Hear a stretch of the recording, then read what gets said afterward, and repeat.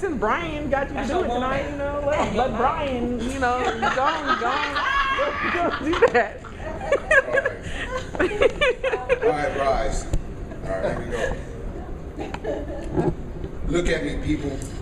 What do your eyes behold?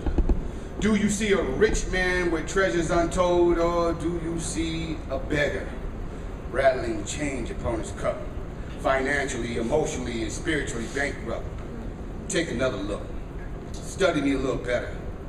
Do you see a man who has his business all together? Or my affairs, are they ripped and tattered and torn from the eye of the vortex and the belly of the storm? Who am I really? Do any of you know? Can you see the child inside me that wants to grow? Can you see the adult pretending to be grown, scared out of his wits and ready to run home? Observe me a little closer. Can you see my love? Can you see my torments before you prejudge? Can you see the triumphs when I have won? Can you see the failures I've overcome? Look with your eyes and with your hearts and love me before you rip me apart. Try to love me if you could. Try to, my friends, if you would. Can you see, sometimes I don't know how to love myself. And I say that I don't need anyone else, but see, those are just lies that are used to conjure and build upon those illusions of grandeur to make you think that I'm rock solid. But see, really, I used to be an alcoholic and drug user, full-time sinner who lived on Vienna sausages for dinner. With grit and grind caked on my face, I was the living embodiment of self-hate. And I would walk those streets in a chemical craze with my eyes sunk into my sockets in a mindless daze, spineless, cringing, afraid to die, and afraid to live, and afraid to cry. Because see, they say, big boys don't cry. They say that means you weak. You can't show any weakness out there on those streets, so I stuffed those tears. Yes, I stuffed them all, and I swore I'd never let one drop fall. Never lose my cool, never chuck my style, and let the teardrops flow like the river Nile.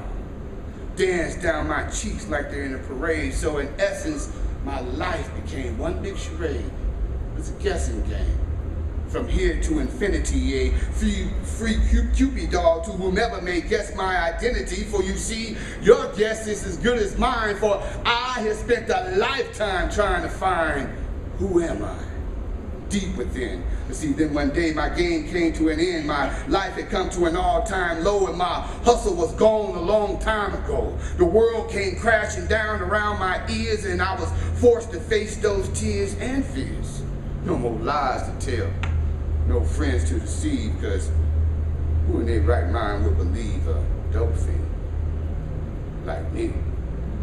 But history turned the truth into a mystery. I mean, you couldn't trust me in your house alone. If you did, you would return to a vacant home, man, be nothing left but the mailbox and the address. I was a wretched, selfish, horrible mess. But I found myself on the desert dunes, sitting in the dirt about 12 noon. I was an empty shell of a so-called man, watching the tumbleweeds race across the desert sand, and the sun showed no mercy as that heat beat down and cast brutal sun rays down to the desert ground. In the dust and dirt, this whirled about my head, and I remember the words my mama said. See, she and I, we had a fight about them things I had done the previous night. I mean, she screamed at me with tears in her eyes, and she said, I wish you would just hurry up and die. Die, be gone, and end this madness. I'd rather see you dead than watch you live like this. And I just sat there, not knowing what to do. The only thing I could say is,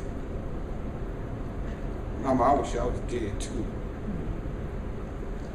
Well, my father, he offered coffee, eggs, and flapjacks, but I left their house walking. I swore I'd never be back. And I walked those dunes with no destination, in search of death or some type of explanation. Man, I was searching the truth of what happened to me. And all I found was exhaustion and physical fatigue, and I collapsed to my knees in that desert sand and let my sick mind manifest a final plan, a end-all solution of devious intent to terminate my lifespan in the short time that I spent. But I knew it wasn't right to take anyone's life, especially not my own, because I was meant to survive. I was meant to strain and struggle and live like human trash and run that human rat race and always finish last. I mean, is that what I am? Is that what you see? Tell me, is that what you see when you look at me? Well, my hands, they were trembling and my fingers, they hurt from digging and clawing in the hot desert dirt.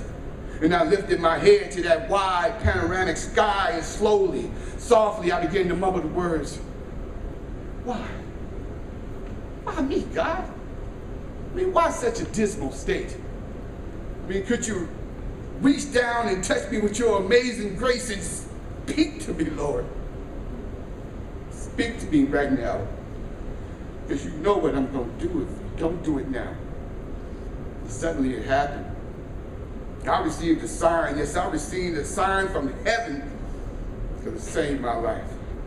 For me, there was no burning bush and no opening of the skies, no lightning, no thunder, no angel before my eyes, no choir with 1,000 voices singing harmonized. Just one little small voice, and it came from down here, deep in spine. It spoke one word of authority, and it said to me, rise.